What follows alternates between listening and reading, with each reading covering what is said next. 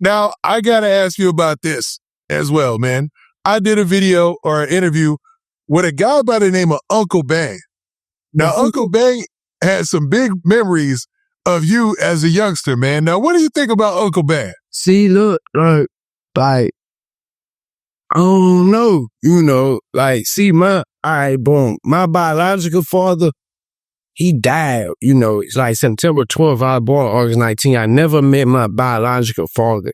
So the man I call my daddy, he my little brother daddy, now his name BBG, So, I came up in the BR, and I came up in the Baton Rouge music scene, from the Jigger City, from the XP days to the bars to, I grew up in it, you could just say BGB, like, it'll show you, like, so I probably did, I don't know, he probably made me when I was younger. I know like me personally, like, white, I remember coming up with the Buddy White, bro.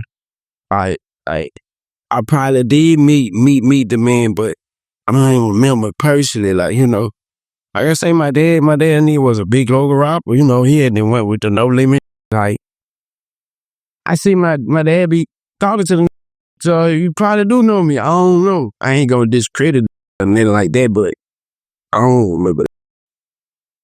Now, Unkle Bang is an interesting character, and I like his take on a lot of things because he's a wild one, man. He's very, very, everything about him screams Baton Rouge, you know what I'm saying?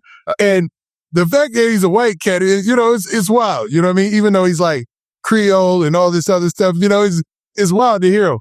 But when he came out with this diss song towards this rapper by the name of Maine, by the name of Maine Musik, my apologies, by the name of Maine Musik, it kind of turned things up, man. His page went viral. Everything was going crazy. When you seen that going on, when he dropped the song, what did you think about it?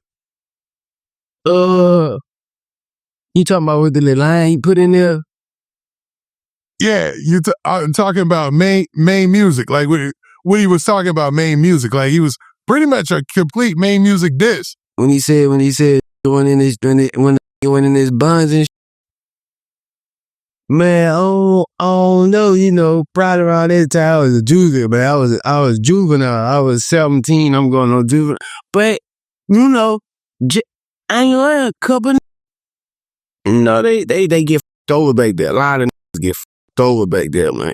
I was 17 and I had a couple rappers come back there and get f***ed over, just whoop the mileage, So, I could believe it, I don't mean like I could believe it, like I seen it, but like this that rack we talking about, like real life, you in jail, you got cigarettes, mojo, anything, yeah, will go up your cheeks and get your pack, if you ain't no well situated, you feel what I'm saying? And with all people from back home, if you got any name, they gonna try you. They gonna try you because and you're a rapper. So he gonna get tried, trying to see. You feel me? And he Now, after you blew up as a rapper, was it, you stopped, it was kind of like, that's when you stopped doing as much time behind the bars, right? Like you didn't do any long stretches after that, right? Man, I ain't, bro. My longest jail time, bro, was 9 months, bro. I don't go to jail, bro. Like, I wasn't the one who was infatuated with, man, I just did. No, I'm running, man. I'm trying to go home. I'm not trying to get caught. I don't want to go to jail. Man, that jail, man, I went. So my longest time was 9 months, brother. I ain't go over that, and I was not trying to go over that. Like, I got caught, I got to do the time. I'm that type, I get caught, I'm going to do my time. But as far as me just constantly going to jail, hell no. Yeah, I always look at that with a side eye, man. Like, who in the world would want to go to jail that many times? But in your time, go ahead. See, like, I could vouch for that right there, though. Don't be just trying to go to jail, but I be seeing niggas like, you go to jail, don't try to. It's just some people, we just dumb. Like, we just dumb. Like some niggas are just dumb. Like we value being a real. You feel me? You know what I learned? I'm at 25 years of living. His real, and his real are totally different. So we'll never be able to be a real, and that's how we all go to jail. You know, we trying to still thug in the hood and still do this, still get, go get you some legal guns. If you want to buy stolen guns for the same price you could put this in your name for, but we was dumb. I don't know no gun in my name if I got it. That's how we think. Well, all stupid asses is going to jail. All young go to jail federal. We going federal for guns. Them old dudes want to go on federal for no guns, bro. We going federal for guns. Yeah, I was talking to King Yella, and he made a good point about that. He said it's got the feds, because he recently got out the feds, and he said it's got the feds because if you get caught with a switch, it's a federal charge. A gun and you're not supposed to have one, it's a federal charge. The feds can pick it up. So it's got the feds overcrowded. You know what I mean? Yeah, man. Like that's what it is right now. So long as we could get that out of our head, bro. We our biggest enemy out of damn it. But when you thugging and drugging though, they ain't trying to hit it. I wasn't trying to hit it. What a price at, man. What a sir. Give me some smoke, man. You ain't trying to hit all that. That. You just sit back and stop getting high. You just be like, damn, I'm in the world. Out here like this tripping. I was tripping out here. I was tripping, bro.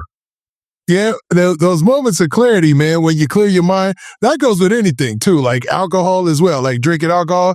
Once you clear all that out your mind and all that stuff, everything starts to become sharper and more clear. You start to see things like, one thing I always say about, especially people who drink, they make a big deal out of small things. Like people start drunk, will start like a fight about nothing. It'll be literally nothing if they took the time to not be drunk and look at the situation. Same goes for anything, you know what I mean? And that could lead to a situation where people are going back and forth to jail or not. And in your time period there, you said that you've seen situations like the Maine situation where people was actually getting tested and allegedly folded it. Because I don't know, I ain't seen any official paperwork, anything saying that he, somebody ended up really doing that to him, I ain't saying a went in your ass, brother. I ain't saying that. I ain't vouching with this. You feel me? But I'm just like, yeah, and then gonna test you. And I'm gonna say one more thing. I ain't never see it going no ass. I was on juvenile line. Brother, when we was in jail 17, asses on juvenile line. Nigga lines, they said they was in jail with grown men. We were in jail with grown men, but isolated with kids. So I ain't seen none of that shit. You feel me? None of that shit. And to be honest, outside of the feds, I heard it's not as common anymore. But you tell me, like, once you become an adult, well, as an adult, you really haven't been doing time like that, which is good. You know what I'm saying? That's great. So, man, I don't know. I just know that this beef spurred into another beef where it looked like Tech, his longtime rhyme partner, started going at him as well, man. So when you see Tech and Maine going at each other, what did you think? That's just Baton Rouge. That's just Baton Rouge. That's down bad too, though. That's down bad. But I ain't saying down bad. I'm saying about how, like, like how it playing out, like, like, if I found out with some of my partner, bro, I'd never expose some of their secrets, bro. Like, some shit is between us. You feel what I'm saying? Because I was with you. I was with you, and I knew this. So that'll make me look bad too. You feel what I'm saying? That shit they got going on, they've been there. Good now. They bit puppies. That's crazy. Well, it came out of left field because remember, when Maine Musik came home from jail, or from prison, I should say, from the feds, he did the Say Cheese interview. He did the whole rollout where he talked to Birdman, he talked to everybody, BG. Everybody did all these big things for him. Then all of a sudden, Tech does the podcast where he basically says that Maine Musik was trying to mess with his sister, and it got messy. Like you said, it was business that we didn't know at the time and just recently came out only in the last couple of months, man. So it got ugly. Well, we see what it is, and you try to. It's just that's why I don't never talk to. I never with none of my partners, sister, but that's gonna ruin. It's gonna ruin your friendship. Yeah, you know what I'm saying? If you that type of nigga, you know, they got some type of nigga who don't get in there. You feel me? You know, I ain't got nothing to do with me. You know, at the end of the day, it's still dick. You know, you don't get it, dick business. You know, I don't know if I'm doing too much cursing. You don't get in private areas, business. Better, what I'm trying to say. Yeah. You feel me? Nah, I get you. I don't know, man. It probably like that's been popular though. For the how that shit played out, that's that big popular. Yeah, because you seen as soon as the Unkle Bang dropped the wheelchair song, it started to all double. But you know, Maine Musik went live, was going back and forth or whatnot, and then after all that, once the beef cooled down, Tech ends up getting arrested, man. Like that, the worst time possible, you know, with all this light on him. I seen the boy got arrested. I seen it. Yeah, man. So we'll see how this plays out. But I gotta ask because, and I hate to, I'm not gonna put this on Baton Rouge, but this seems like a common thing in all rappers that come from the trenches, that come from the real. Happens in LA, it happens in Baton Rouge, it happens in Chicago, it happens in parts of New York and Atlanta. But when two people come up in a rap game together, it always seems to somehow turn them apart, man. Now, have you seen that yourself in the industry? Okay, well, I seen it. Yeah, I'm watching it right now. I'm watching her phone right now. But nah, it's cause at the end of the day, with any situation, you know, we alpha males. I know I'm an alpha. You know, I feel like I'm the biggest. If I'm the mother smallest, I feel like I'm the big. That's how a man's supposed to feel. You feel what I'm saying?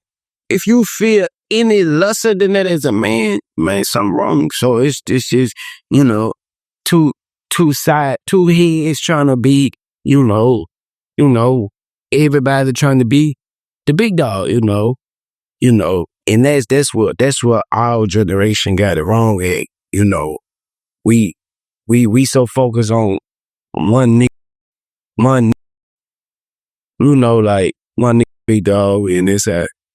So, you know, people, you know, then it's music, you know, it's music we doing here, you know, so if it's 4 artists, you know, everyone feel like they better than this one, you know, they might not show it, but you know, like, you know, they arrogant a little bit, you can see it a little bit, and you know, like, you know,